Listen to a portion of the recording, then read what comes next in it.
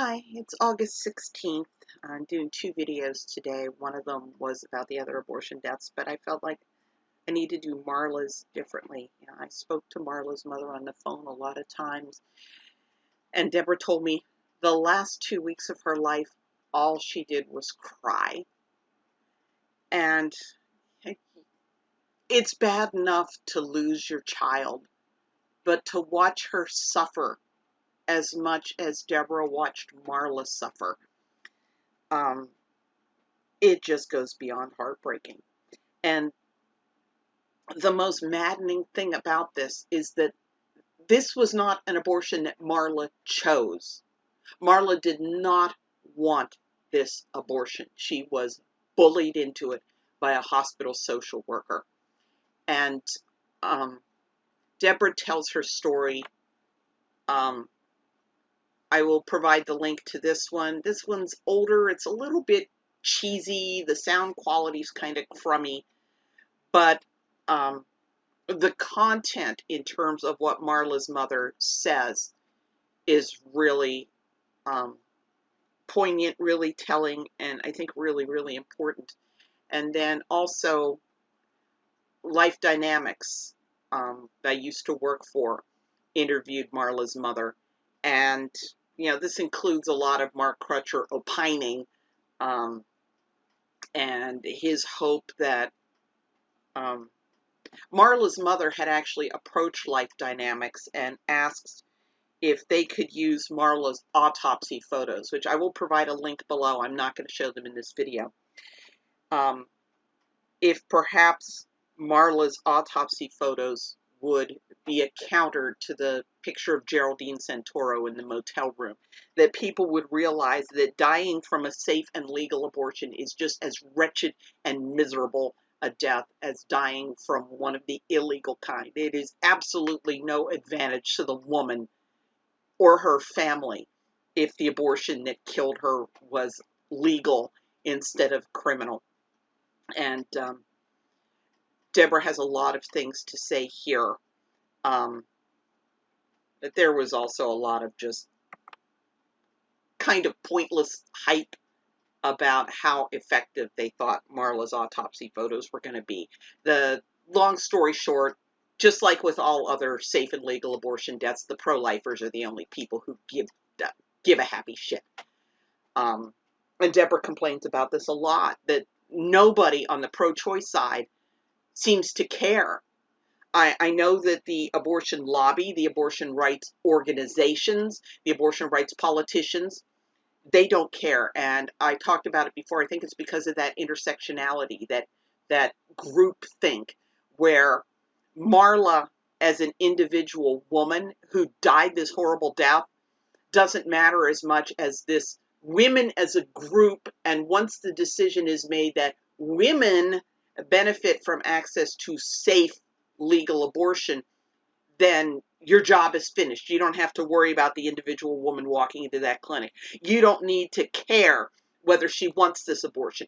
You don't have to care whether or not she survives this abortion. You don't have to care because you have done your bit for women simply by supporting abortion being legal. And then don't look, don't look, don't look, don't look. Don't look and don't care about what happened to Marla and other women like her. So Marla already had a baby. She had a toddler at home. She was 18 years old, and she was having some mental health issues, so she was taking some medications, and they had told her that these medications weren't safe during pregnancy. But Marla was date raped, and as a result, she got pregnant. And she was already, of course, she had the toddler at home. Plus, Marla's father had become quadriplegic in a gymnastics accident years and years earlier. And his care was being provided by Marla and her mother.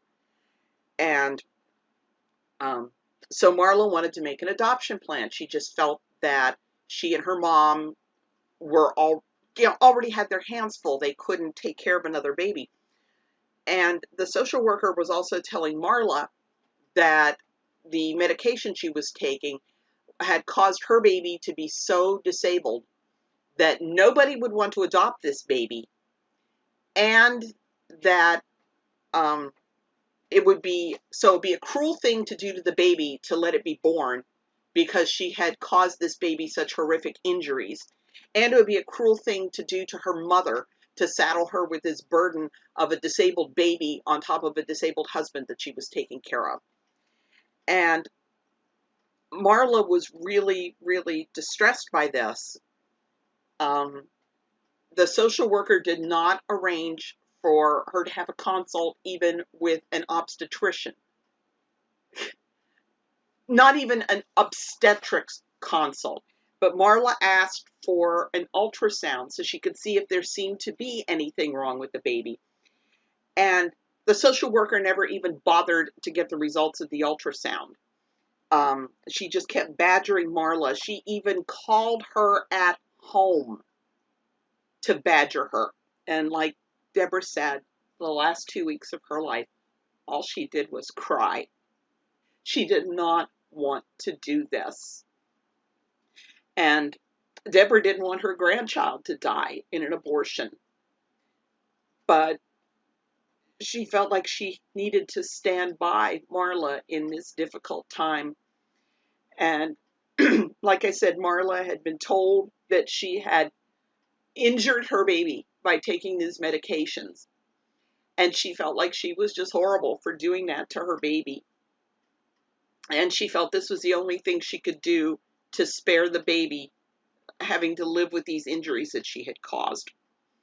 So Deborah is not allowed to say the name of the hospital because they sued and they settled out of court. And one of the things that was stipulated was that Deborah was not allowed to say the name of the hospital. But I am allowed to say the name of the hospital. And the doctor who did the abortion, the doctor who killed Marla and her baby, he actually published an article in a medical journal about her death. And this was at Magee Women's Hospital in Pittsburgh. And Marla had chosen Magee because that's where her son had been born, and she trusted them. And this trust was so misplaced. So Marla was admitted to the hospital for the abortion on August 15th, 1989. And they chose the urea induction technique, which is injecting a chemical into the uterus that causes the fetus to die a miserable, rotten death. And if you look at the autopsy photos, you can see what the abortion chemical did to this baby's skin. Again, I am not going to show you, but you can see what this chemical did to that baby's skin if you look at the autopsy photo. And so Marla would feel her baby thrashing around in pain from this chemical. And due to Marla's medical history, that was already a bad idea. And also, Marla was showing signs of a possible vaginal infection, which it says right on, they use these laminaria, these little seaweed sticks that are inserted into the cervix to dilate it, to help with the abortion. The laminaria absorbs moisture, it expands, it's absorbing moisture from the vagina and pulling it into the uterus. And she had signs of an infection, and they put these through her infected vagina into her uterus. And that caused some infection. And Marla became obviously very ill during the night with nausea, vomiting, urinary incontinence. She had dried blood on her teeth. Her pulse and temperature were severely elevated. By 7 a.m., she was increasingly disoriented and speaking inappropriately. By 7:15, her blood pressure had fallen to 80/40 and her pulse had shot up to 144. She was unresponsive, grunting loudly, and having seizures. At 10 a.m., they administered intravenous antibiotics, but that wasn't going to do anything to address the kidney failure or the fact that her uterus had started to go gangrenous. Marla was pronounced dead from septicemia at 12:15 p.m. And if you watch these videos, you can hear Deborah talk about going in and seeing her daughter dead and virtually unrecognizable. And they had not called Marla's family in time for them to be able to say goodbye to her. And the family sued, and they got the results of the ultrasound, and the ultrasound had showed that there was nothing wrong with Marla's baby. And the autopsy showed that there had been nothing wrong with Marla's baby. She had been bullied into aborting a healthy baby. And this is one of the things that infuriates me when they talk about these fetal indications abortions and how cruel it is to stand between the mother and her abortion.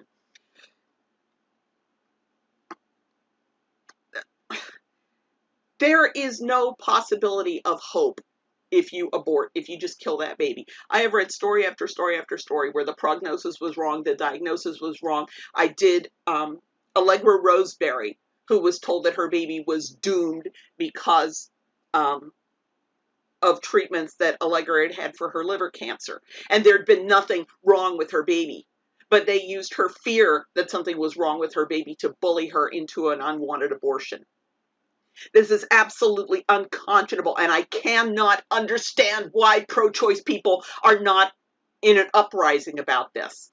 And I think it's a lot of it's because the abortion lobby will take a woman who, after the abortion, they did verify that there was something horribly wrong with her baby. And these women aren't offered perinatal hospice. Perinatal hospice is when they believe the baby's going to die before birth, during birth, or shortly after birth. It's hospice. The woman is getting support. They're connecting her with parents who have been through a similar diagnosis. They're helping her to make a birth plan. Some women want to have the baby delivered by C-section because there's a greater chance the baby will be born alive and they'll have a chance to be with their baby. They make palliative care plans. They make plans about, okay, if we see these signs and symptoms, what do we do this? What treatments can we have in case the baby isn't in as bad a shape as we thought? And I have never heard of a case of parents choosing perinatal hospice and regretting it later, but there have been plenty of cases where women have chosen abortion and they found out that the baby was healthy, or they found out the baby wasn't in nearly as bad a shape as they thought. And I hate that women like Marla get used to bully more women like Marla into these unwanted abortions. It's absolutely appalling. It's absolutely unacceptable. And, well, I'm going to let Marla's mother, I'm going to use her words. I had to file a lawsuit to get any answers. Marla had died of septicemia, a massive infection from the abortion. I also learned that the social worker had never seen Marla's sonogram or discussed the results with her. Marla never saw the words on the sonogram report that would have changed everything. No abnormalities detected. My daughter was pressured to have an abortion, and there had been no reason for it, no reason at all.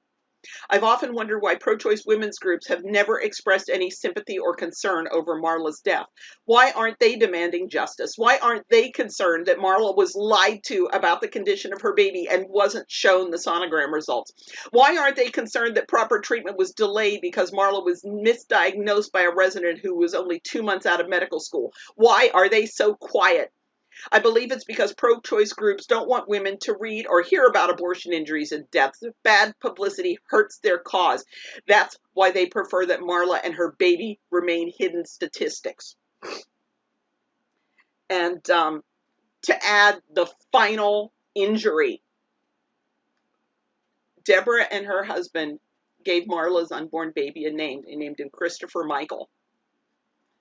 And they even put his name on the headstone under his mother's name, and the medical examiner's office threw Christopher's body away in the medical waste.